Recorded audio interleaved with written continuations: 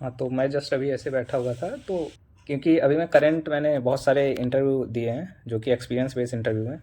तो एक चीज़ तो अच्छी है जो मैंने नोटिस की है कि मार्केट में जब आपको एक्सपीरियंस हो जाता है तो आपका इंटरव्यू शेड्यूल होता है।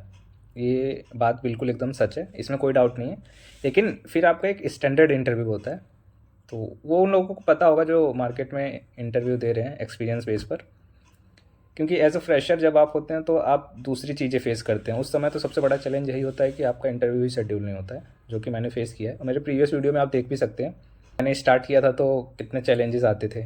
मैं जाता था इंटरव्यू देने, कई बार ऐसा होता था कि वो लोग बुला लेते थे, नीड नहीं होती थी। ऐसी बहुत सी चीज़ें थी, लेकिन अभी मैं इस वीडियो में नहीं शेयर करना चाहता। तो ऐसे ही अभी मैंने कल परसों एक ऑनलाइन इंटरव्यू दिया, तो जिसमें ऑफ कोर्स अगर आप एक्सपीरियंस वाले हैं तो बहुत हाई चांसेस हैं कि आपसे वो लोग कोड लिखवा कर देखेंगे।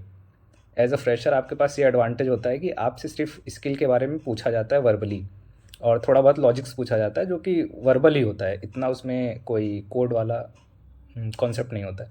लेकिन जब आप एक्सपीरियंस हो जाता है आपको 1 ईयर पे भी मतलब इतना कुछ नहीं होता है, लेकिन जब 1.5 या 2 के अप्रॉक्स हो जाता है, नियर बाय 2 आप मान के चलिए, तब आपका जो आईटी में इंटरव्यू का स्टैंडर्ड वो पूरा बदल जाता है।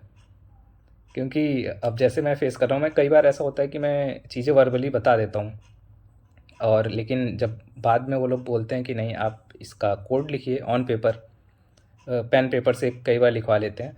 अभी तक तो मैंने जितनी बार दिया है ऑलमोस्ट सभी में पेन पेपर से तो वो कोड लिखवा ही लेते हैं किसी न किसी चीज़ का। जैसे मैंने हायर ऑर्डर फंक्शन बताया या क्लोज़र बताया, तो उसका क्या यूज़ केस है, तो उसके बारे में लिखवा लेंगे। मतलब कुछ भी जो भी आप बोलोगे वो आपको लिख के दिखाना पड़ेगा। और उसके बाद जब आपका ये राउंड हो जाता है तो इसमें वो लोग क्लियर हो जाते हैं कि आपके कॉन्सेप्ट अच्छे हैं। देन उसके बाद फिर आप जो अपना फ्रेमवर्क बोलोगे, लाइक एंगुलर रिएक्ट जो भी है, तो उसके बारे में फिर आपसे सिस्टम पे या आपके लैपटॉप पे कोई क्वेश्चन दिया जाएगा, जो कि बिल्कुल एक जैसे कॉमन क्वेश्चन होता है बेसिकली वैसा ही होगा, एक मिड लेवल क्वेश्चन। उसके बारे में फिर आपसे वो लोग क्वेश्चन देंगे और फिर वो आपको कोड के थ्रू इम्प्लीमेंट करके उन्हें देना होगा। ये एक टेक्निकल राउंड है, और सिर्फ यही राउंड है जो आपका पैकेज बढ़ाता है, और यही डिफरेंस है जो फ्रेशर और एक्सपीरियंस में होता है। तो ये जो बीच में ब्रिज है ना फ्रेशर और एक्सपीरियंस के बीच में, और लो पैकेज और हाई पैकेज के बीच में, वो सिर्फ यही है कि आपका टेक्निकल और कोडिंग राउंड कैसा है।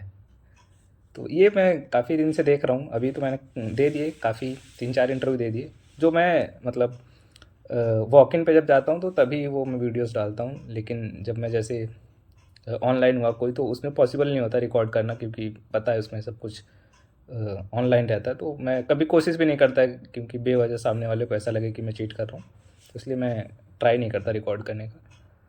और अकेले ही रिकॉर्ड करना बड़ा कॉम्प्लेक्स रहता है अपने आप में, तो इसलिए भी नहीं कर पाता मैं थोड़ा। बाकी मैं अभी कोशिश कर रहा हूँ, क्योंकि अब मैं स्विच करने वाला हूँ।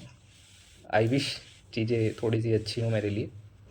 बाकी आप लोग भी अगर इंटरव्यू दे रहे हैं तो देते रहिए। बाकी फ्रेशर और एक्सपीरियंस में जो डिफरेंस था वो मैंने क्लियर कर दिया है सबको। बाकी अभी भी मैं रिएक्ट के कुछ क्वेश्चन सामने पढ़ ही रहा हूँ अपने डेस्कटॉप पे। तो क्वेश्चन तो मैं नहीं शेयर कर सकता, क्योंकि शायद ये सही ऑनलाइन मिल ही जाएगा आप लोगों को क्वेश्चन। बाकी ठीक है, ऑल द बेस्ट सभी को।